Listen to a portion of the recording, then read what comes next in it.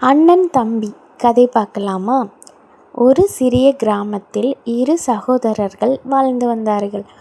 பெரியவன் பெயர் ரகீஸ், சின்னவன் பெயர் கிரண்.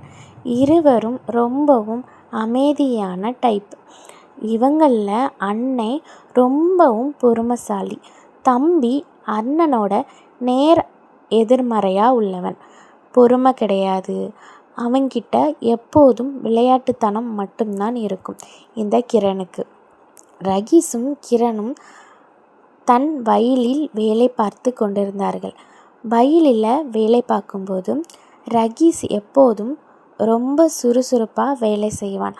ஆனால் கிரண் சுறுசுறுப்பாக வேலை செய்ய மாட்டான். அவன் எப்போதும் விளையாட்டுத்தனமாக விளையாடி கொண்டு தான் இருப்பான்.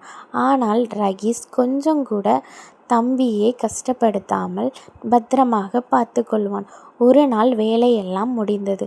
தம்பிக்கிட்ட அண்ணன் சொல்கிறான், தம்பி, நம்ம இருவரும் சேர்ந்து வேலை செஞ்சாதான் நம்ம வீடு சந்தோஷமாக இருக்கும் என்னவே கூறினான். அதற்கு தம்பி, நான் இன்னைக்கு வேலை செய்யவில்லை, நாளைக்கு வேலை செய்கிறேன் என்று அசால்ட்டாக கூறினான். அதற்கு அண்ணன் எந்த ஒரு கோபமும் இல்லாமல், நான் இப்போது வேலை செய்கிறேன் என்று அவன் மீது அவனுக்கு கஷ்டத்தை போட்டு வேலை செய்கிறான். ரகீஸ் ரொம்பவும் சோர்வாக இருக்கான். வீட்டுக்கு சென்றவுடன் தன் தம்பிக்காக ஒரு தட்டில் சாப்பாடு போட்டு வைத்து தம்பியை கூப்பிட்டு சாப்பாடு கொடுக்கிறான். ஆனால் தம்பி அண்ணனை நேராக பார்க்கிறான். அண்ணனிடம் ஒன்றுமே சொல்லாமல் தன் மனதிலேயே அண்ணன் ரொம்ப சோர்வாக இருக்கிறார், ஆனால் முதலில் நமக்கு தான் சாப்பாடு எடுத்து வைக்கிறார் அப்படின்னு ரொம்பவே கஷ்டப்பட்டான். மனசுக்குள்ள அவ்வளவு அழுத்தத்துடன் அவ்வளவு கஷ்டத்துடன் அதில் அண்ணனை முகத்தை பார்த்தே அழுதுட்டு நின்னான். அண்ணன் மறுநாள் வேலைக்கு போகிறான்.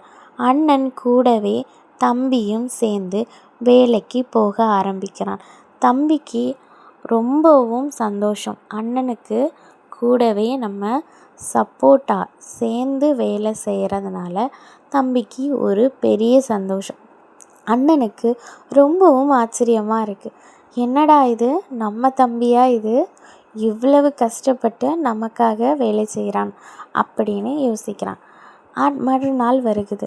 அவங்க குடும்பத்தோடு சேர்ந்து சாப்பிட்றாங்க, சேர்ந்து சந்தோஷமாக இருக்காங்க.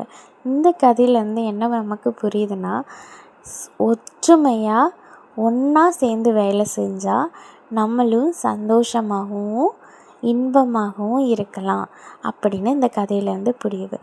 இந்த கதை உங்களுக்கு பிடிச்சிருந்ததுன்னா இந்த கதைக்கு ஒரு லைக் பண்ணிவிட்டு நம்மளோட சேனலை சப்ஸ்கிரைப் பண்ணி வச்சுக்கோங்க. நாளைக்கு ஒரு இன்ட்ரெஸ்டிங்கான கதையோட உங்களிடம் வருவது ரெனி. வீடியோ பிடிச்சிருந்த வீடியோக்கு லைக் பண்ணி நம்மளோட ஐடியா ஃபாலோ பண்ணி வச்சுக்கோங்க. தேங்க்யூ.